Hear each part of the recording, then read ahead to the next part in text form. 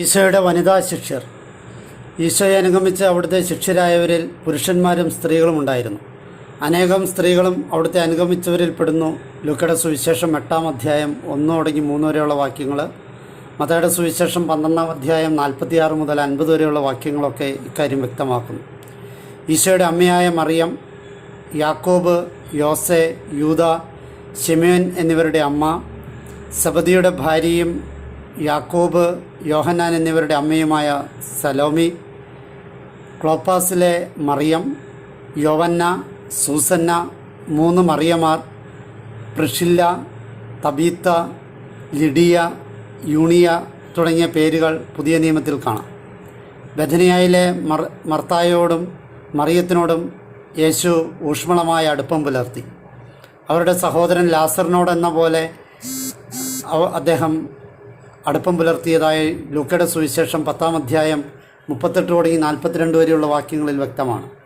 അക്കാലത്തെ സാമൂഹിക ചിട്ടകൾക്ക് വിപരീതമായി ഈശോ സമറിയാക്കാരി സ്ത്രീയോട് പരസ്യമായി സംസാരിച്ച് അവളെ വേദം പഠിപ്പിച്ച് തൻ്റെ പ്രേക്ഷിതയാക്കി മാറ്റിയത് യോഹന്നാൻ്റെ സുവിശേഷം 4-ാം അധ്യായം 1-42 വരെയുള്ള വാക്യങ്ങളിൽ നമ്മൾ വായിക്കുന്നു.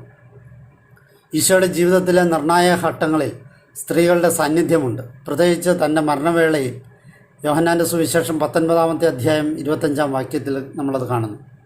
ഉദ്ധിതനായ ക്രിസ്തു ആദ്യം പ്രത്യക്ഷപ്പെടുന്നത് മഗ്ദലന മറിയത്തിനാണ്. യോഹന്നാൻ്റെ സുവിശേഷം 20-ാമത്തെ അധ്യായം 11-18 വരെയുള്ള വാക്യങ്ങൾ. ഇങ്ങനെയൊക്കെ ആണെങ്കിലും നാം ഓർക്കണം, വളരെയധികം പുരുഷ കേന്ദ്രീകൃതമായ സമൂഹത്തിലാണ് ഈശോ ജനിച്ചതും പ്രവർത്തിച്ചതും. അതുകൊണ്ട് ഈശോയെക്കുറിച്ചുള്ള ലിഖിത പാരമ്പര്യങ്ങളിൽ പുരുഷന്മാർക്ക് കൂടുതൽ ദൃശ്യത ലഭിച്ചിട്ടുണ്ട്. അത് വളരെ സ്വാഭാവികവുമാണ്. എന്നാൽ 12 അപ്പസ്തോലന്മാരിൽ സ്ത്രീകൾ ഇല്ലായിരുന്നു എന്നത് ശരിയാണ്.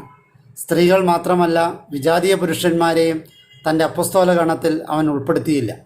സ്ത്രീകൾ തൻ്റെ ശിക്ഷ വലയത്തിലുണ്ടായിരുന്നിട്ടും അവൻ അവരെയും പഠിപ്പിച്ചുകൊണ്ടിരുന്നിട്ടും അപ്പസ്തോല സംഘത്തിലേക്ക് അവരെ അവൻ ഉൾച്ചേർത്തില്ല.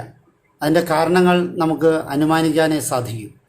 തികച്ചും പുരുഷ കേന്ദ്രീകൃതമായ സമൂഹമായിരുന്നതുകൊണ്ട് അവൻ അക്കാലത്തെ സാമൂഹിക ക്രമം പാലിക്കുകയായിരുന്നു എന്ന് വേണമെങ്കിൽ വാദിക്കാം.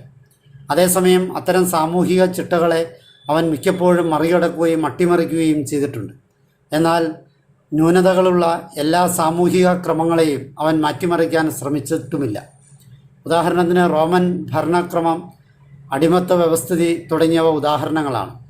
12 അപ്പസ്തോലന്മാർ ഇസ്രായേലിലെ 12 ഗോത്രങ്ങളുടെ പ്രതീകമായിരുന്നു.